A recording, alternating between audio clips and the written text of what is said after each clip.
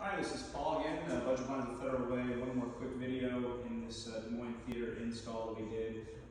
Just wanted to highlight how quiet these roller shades are and how they move in unison, which is really cool. So I'm going to press a button here on the Pico. This is the kind of the simple remote that comes with them. Once they install their bridge, their Wi-Fi bridge, the Caseta Pro bridge, they'll be able to operate these shades independently, tell them to go to exact lengths. They'll also be able to set timers for them to go up at certain times of the day or down at certain times of the day. So this is just simple up, down, stop with these little remotes, but they'll have full automation here shortly. But as I said, I'm gonna drop these down and you're gonna notice that just almost silent. And these are room darkening roller shades. So once again, upstairs sleeping area.